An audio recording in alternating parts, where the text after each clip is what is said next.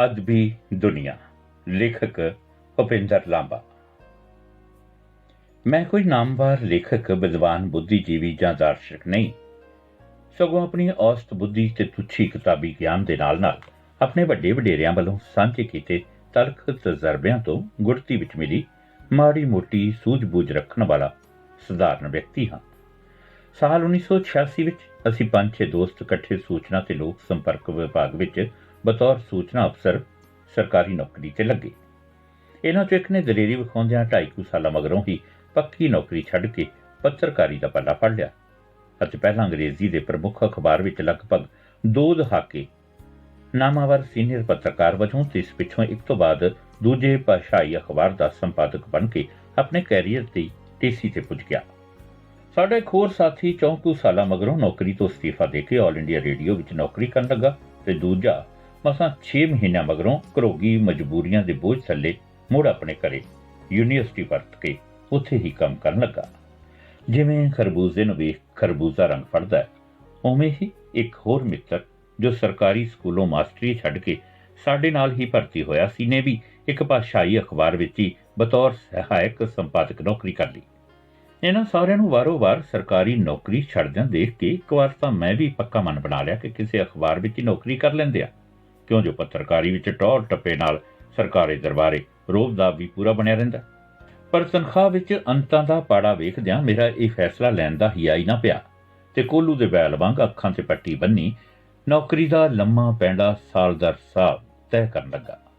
ਇਹ ਵਾਕਿਆ ਮਈ 1992 ਦਾ ਹੈ, ਜਦੋਂ ਮੇਰਾ ਇੱਕ ਮਿੱਤਰ ਜੋ ਕਿ ਹਿੰਦੀ ਸਾਹਿਤ ਨਾਲ ਥੋੜ੍ਹੀ ਬਹੁਤ ਸਾਂਝ ਰੱਖਦਾ ਸੀ, ਕਦੇ ਕਦਾਈ ਕਵਿਤਾ ਤੇ ਵਾਰਤਕ ਵਿੱਚ ਵੀ ਕਲਮ ਘਸਾ ਲੈਣ ਸਦਕਾ ਚੰਡੀਗੜ੍ਹ ਦੇ ਸਾਹਿਤਕ ਗਲਿਆਰਿਆਂ 'ਚ ਉਸਦੀ ਚੰਗੀ ਜਾਣ ਪਛਾਣ ਬਣ ਗਈ ਸੀ। ਉਸ ਦੀ ਇੱਕ ਜਾਣਕਾਰ ਲੇਖਿਕਾ ਦੀ ਹਿੰਦੀ 'ਚ ਕਾਵੀ ਪੁਸਤਕ ਰਿਲੀਜ਼ ਕਰਾਉਣ ਲਈ ਇੱਕ ਸਾਹਿਤਕ ਗੋਸ਼ਟੀ ਆਯੋਜਿਤ ਕੀਤੀ ਜਾਣੀ ਸੀ। ਉਸ ਵੱਲੋਂ ਦਿੱਤੇ ਰਸਮੀ ਸੱਦਾ ਪੱਤਰਕਾਰ ਨੇ ਸਮਾਗਮ ਵਿੱਚ ਬੇਦਿਲੀ ਨਾਲ ਸ਼ਿਰਕਤ ਕਰਨਾ ਮੇਰੀ ਮਜਬੂਰੀ ਬਣ ਗਈ ਸੀ। ਕਿਸੇ ਸਾਹਿਤਕ ਗੋਸ਼ਟੀ ਵਿੱਚ ਸ਼ਰੀਕ ਹੋਣ ਦਾ ਇਹ ਮੇਰਾ ਪਲੇਠਾ ਤਜਰਬਾ ਸੀ, ਜਦੋਂ ਕਿ ਮੇਰਾ ਸਾਹਿਤਕ ਰੁਚੀਆਂ ਵੱਲ ਉੱਕਾ ਹੀ ਝੁਕਾਅ ਨਹੀਂ ਸੀ ਤੇ ਨਾ ਹੀ ਅਦਬੀ ਭਾਈਚਾਰੇ ਨਾਲ ਦੂਰੋਂ ਨੇੜਿਓਂ ਕੋਈ ਸਰੋਕਾਰ ਹੀ ਸੀ। ਭਾਵੇਂ ਮੈਨੂੰ ਸਦਾ ਹੀ ਐਤਵਾਰੀ ਭਾਸ਼ਾਈ ਅਖਬਾਰਾਂ ਦੇ ਐਡੀਸ਼ਨ ਪੜ੍ਹਨ ਦਾ ਸ਼ੌਕ ਤਾਂ ਰਿਹਾ, ਪਰ ਲਿਖਣ ਲਿਖਾਉਣ ਵਾਲੇ ਪਾਸੇ ਤਾਂ ਪੂਰਾ ਹੀ ਦਿਲਚਸਪੀ ਨਹੀਂ ਸੀ। ਮੈਂ ਲਾਲਚ ਬਸ ਇਹ ਸੋਚਿਆ ਕਿ ਉਸ ਦਿਨ ਸ਼ਨੀਚਰਵਾਰ ਦੀ ਛੁੱਟੀ ਹੋਣ ਕਰਕੇ ਘਰ ਦੇ 2-4 ਕੰਮ ਵੀ ਕਰਦਾ ਆਵਾਂਗਾ, ਪਰੰਤੂ ਮੈਨੂੰ ਸਕੂਟਰ ਚਲਾਉਣ ਦੀ ਜਾਂਚ ਨਾ ਹੋਣ ਕਰਕੇ ਮੈਂ ਕਿਤੇ ਦੂਰ ਦਰਾਡੇ ਇਕੱਲਾ ਜਾਣ 'ਚ ਬੇਵੱਸ ਸਾਂ। ਮੇਰਾ ਇੱਕ ਹੋਰ ਸਾਥੀ ਜੋ ਮੇਰੇ ਨਾਲ ਮਹਿਕਮੇ ਵਿੱਚ ਭਰਤੀ ਹੋਇਆ ਸੀ, ਮਾੜੀ ਮੋਟੀ ਸਾਹਿਤਕ ਰੁਚੀ ਰੱਖਦਾ ਤੇ ਕਦੀ ਕਦਾਈ ਕਿਸੇ ਅਖਬਾਰ ਜਾਂ ਰਸਾਲੇ ਵਿੱਚ ਆਪਣੀ ਕਵਿਤਾ, ਗਜ਼ਲ ਜਾਂ ਨਿੱਕਾ ਮੋਟਾ ਲੇਖ ਭੇਜ ਕੇ ਆਪਣਾ ਉਸ ਪੂਰਾ ਕਰਦਾ ਰਹਿੰਦਾ।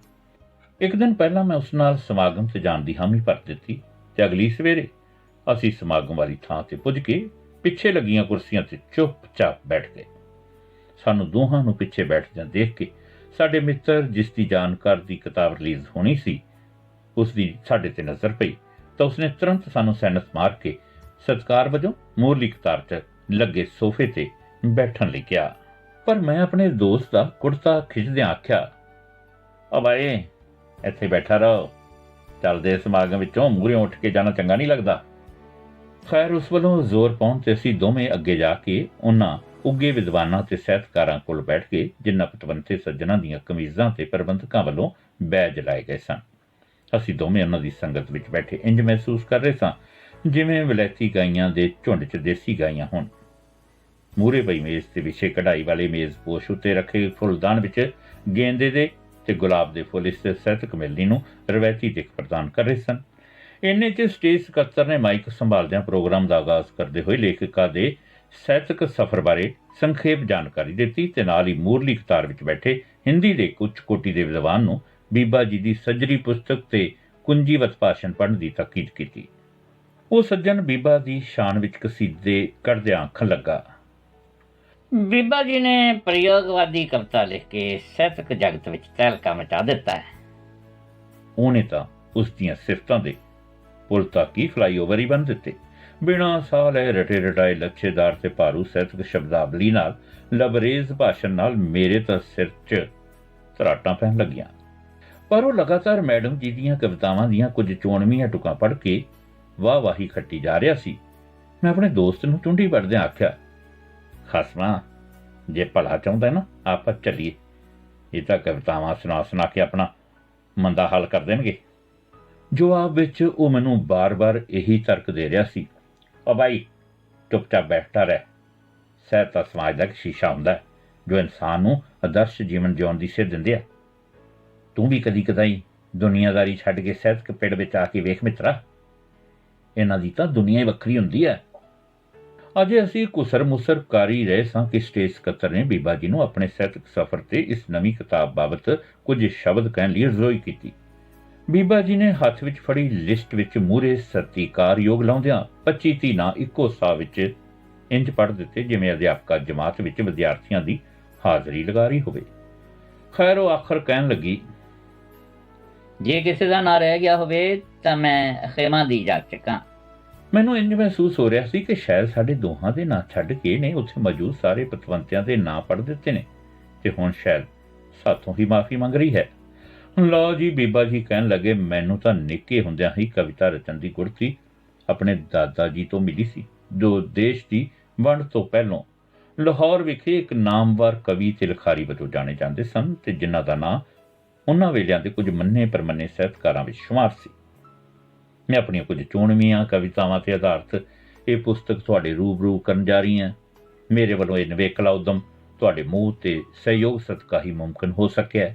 ਬੀਬਾ ਜੀ ਨੇ ਹੋਰ ਦੱਸਦਿਆਂ ਮੇਰੀਆਂ ਕਵਿਤਾਵਾਂ ਕੈਨੇਡਾ, ਅਮਰੀਕਾ, ਆਸਟ੍ਰੇਲੀਆ, ਇੰਗਲੈਂਡ, ਜਿੱਥੇ ਵੀ ਭਾਰਤੀ ਮੂਲ ਦਾ ਭਾਈਚਾਰਾ ਵਸਦਾ ਹੈ ਦੇ ਸਿਰਮੌਰ ਸਾਹਿਤਕ ਪਰਚਿਆਂ ਦਾ ਸਦਾ ਹੀ ਸ਼ਿੰਗਾਰ ਬਣਦੀਆਂ ਰਹੀਆਂ ਨੇ। ਆਪਣੀ ਭਲ ਬਣਾਉਣ ਲਈ ਉਹ ਹੋਰ ਆਖਣੋਂ ਉੱਕਾ ਨਾ ਸੰਗੀ।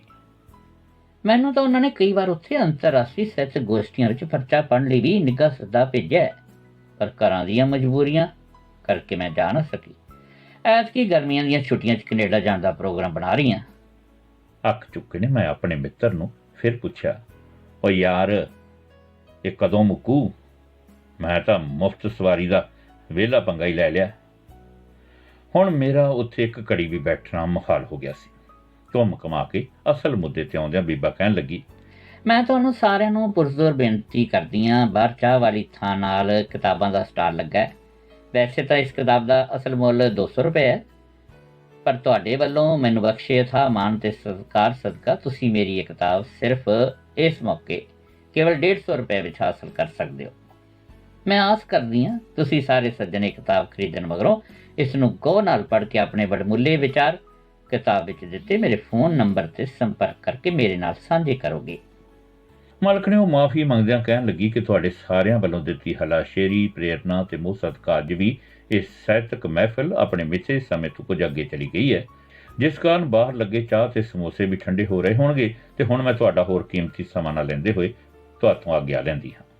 ਅੰਤ ਵਿੱਚ ਸਟੇਜ ਸਕੱਤਰ ਨੇ ਮੌਜੂਦ ਸਭਨਾਂ ਨੂੰ ਬੀਬਾ ਜੀ ਕੋਲੋਂ ਉਹਨਾਂ ਦੀਆਂ ਕਵਿਤਾਵਾਂ ਬਾਰੇ ਜੇ ਕੋਈ ਸਵਾਲ ਹੋਵੇ ਤਾਂ ਬੇਝਿਜਕ ਪੁੱਛਣ ਲਈ ਆਖਿਆ। ਇਹਨਾਂ ਸਵਾਲਾਂ ਜਵਾਬਾਂ ਦੇ ਸਿਲਸਿਲੇ ਵਿੱਚ ਅਨੇਕਾਂ ਵਿਦਵਾਨਾਂ ਤੇ ਸਾਹਿਤਕਾਰਾਂ ਨੇ ਆਪੋ ਆਪਣੀ ਵਿਦਵਤਾ ਦਾ ਮੁਜ਼ਾਹਰਾ ਕਰਦਿਆਂ ਸਵਾਲਾਂ ਦੀ ਝੜੀ ਲਾ ਦਿੱਤੀ ਤੇ ਬੀਬਾ ਜੀ ਨੇ ਵੀ ਬੜੇ ਸਲੀਕੇ ਨਾਲ ਹਰੇਕ ਵੱਲੋਂ ਪੁੱਛੇ ਸਵਾਲ ਦਾ ਬਾਤਫਸੀਲ ਜਵਾਬ ਦੇ ਕੇ ਆਪਣੀ ਬਣੀ ਹੋਈ ਸਾਹਿਤਕ ਪਹਿਚਾਣ ਨੂੰ ਹੋਰ ਪੁਖਤਾ ਕਰਨ ਵਿੱਚ ਕੋਈ ਕਸਰ ਬਾਕੀ ਨਾ ਛੱਡੀ। ਚਾਹ ਦਾ ਪਿਆਲਾ ਸਾਂਝਾ ਕਰਨ ਲਈ ਨਿੱਘਾ ਸੱਦਾ ਦਿੰਦਿਆਂ ਸਟੇਜ ਸਕੱਤਰ ਨੇ ਆਖਿਆ, ਕੋਈ ਵੀ ਸੱਜਣ ਬਿਨਾਂ ਚਾਹ ਪੀਤੇ ਬਗੈਰ ਨਾ ਜਾਵੇ। ਸਟੀਲ ਦੀ ਟੈਂਕੀ 'ਚ ਪਈ ਚਾਹ ਤੇ ਇੱਕ ਤਸ਼ੱਤਰੀ 'ਚ ਲੱਗੇ ਸਮੋਸਿਆਂ ਦਾ ਢੇਰ ਤੇ ਡੋਂਗੇ ਵਿੱਚ ਪਈ ਚਟਨੀ ਤੇ ਸਾਰੇ ਸਾਹਿਤਕ ਭੈਣਾਂ ਤੇ ਵੀਰ ਇੰਜ ਟੁੱਟ ਕੇ ਪੈ ਗਏ ਜਿਵੇਂ ਸਾਹਿਤਕ ਗੋਸ਼ਟੀ ਦੌਰਾਨ ਉਹਨਾਂ ਨੂੰ ਅੰਤਾਂ ਦੀ ਭੁੱਖ ਲੱਗੀ ਹੋਵੇ। ਸਾਰੇ ਹੌਲੀ-ਹੌਲੀ ਚਾਹ ਦੀਆਂ ਚੁਸਕੀਆਂ ਲੈਣ ਮਗਰੋਂ ਲਾਗੇ ਪਏ ਮੇਜ਼ ਤੇ ਖਾਲੀ ਗਲਾਸੀਆਂ ਮੂੰਹ ਦੀਆਂ ਧਰ ਕੇ ਰਾਹ ਪੈਂਦੇ ਗਏ। ਮੈਂ ਹੌਲੀ ਜਿਹੀ ਨਾਲ ਦੇ ਟੇਬਲ ਤੇ ਲੱਗੇ ਪੁਸਤਕਾਂ ਦੇ ਢੇਰ ਕੋਲ ਬੈਠੇ ਪਬਲਿਸ਼ਰ ਤੋਂ ਪੁੱਛਿਆ, ਭਾਊ ਕਿੰਨੀਆਂ ਕੁ ਕਿਤਾਬਾਂ ਵਿਕੀਆਂ? ਉਹ ਨਿੰਮੂ ਝੋਣਾ ਹੋਇਆ ਬੋਲਿਆ, ਭਾਜੀ 350 ਕਿਤਾਬਾਂ ਆਪਣੀਆਂ ਕਾਰ 'ਚ ਅੰਮ੍ਰਿਤਸਰੋਂ ਲੈ ਕੇ ਤੁਰਿਆ ਸਾਂ, ਕੇਵਲ 2 ਕਿਤਾਬਾਂ ਹੀ ਵਿਕੀਆਂ। ਮੇਰੇ ਤਾਂ ਗੱਡੀ ਦਾ ਤੇਲ ਪਾਣੀ ਵੀ ਪੂਰਾ ਨਹੀਂ ਹੋਣਾ। ਮੈਂ ਦਿਲੋਂ ਦਿਲੀ ਸੋਚਣ ਲੱਗਾ ਕਿ ਜੇਕਰ ਅਜਿਹੇ ਰੌਸ਼ਨ ਦਿਮਾਗ ਤੇ ਅਗਾਂਹ ਵਧੂ ਸਾਹਿਤਕਾਰ ਜੋ ਕਿ ਆਪੋ ਆਪਣੀਆਂ ਰਚਨਾਵਾਂ ਸਦਕਾ ਨਰੋਏ ਸਮਾਜ ਦੇ ਰਚਨਹਾਰੇ ਹੋਣ ਦੀ ਇੱਕ ਪਾਸੇ ਤਾਂ ਦੁਹਾਈ ਦਿੰਦੇ ਨੇ ਤੇ ਦੂਜੇ ਬੰਨੇ ਆਪਣੇ ਹੀ ਭਾਈਚਾਰੇ ਵੱਲੋਂ ਲਿਖੀਆਂ ਕਿਤਾਬਾਂ ਨਾ ਖਰੀਦ ਕੇ ਨਾ ਕੇਵਲ ਉਹਨਾਂ ਦੇ ਮਨੋਬਲ ਨੂੰ ਢਾਹ ਲਾਉਂਦੇ ਨੇ, ਸਗੋਂ ਉਹਨਾਂ ਤੇ ਉਹਨਾਂ ਦੀਆਂ ਰਚਨਾਵਾਂ ਦਾ ਵੀ ਘੋਰ ਨਿਰਾਦਰ ਕਰਦੇ ਨੇ। ਮੈਨੂੰ ਬੜੀ ਹੈਰਾਨੀ ਹੋਈ ਕਿ ਉਹ ਸਾਹਿਤਕਾਰ ਜੋ 1.5 ਘੰਟਾ ਪਹਿਲਾਂ ਸਮਾਜ ਵਿੱਚ ਸਾਹਿਤ ਦੇ ਵਡਮੁੱਲੇ ਯੋਗਦਾਨ ਤੇ ਚਾਨਣਾ ਪਾ ਰਹੇ ਸਨ ਤੇ ਲੇਖਕਾਂ ਦੀਆਂ ਰਚਨਾਵਾਂ ਬਾਰੇ ਸੋਲੇ ਪੜ ਰਹੇ ਸਨ, ਬਿਨਾਂ ਉਸ ਦੀ ਸਹਿਤ ਘਾਲਣਾ ਦਾ ਮੁੱਲ ਪਾਏ ਆਪੋ ਆਪਣੇ ਘਰ ਪਰਤ ਗਏ। ਸਦਕੇ ਜਾਈਏ ਇਸ ਅਦਬੀ ਦੁਨੀਆ ਦੇ, ਜੋ ਅੰਦਰੋਂ ਹੋਰ ਤੇ ਬਾਹਰੋਂ ਹੋਰ।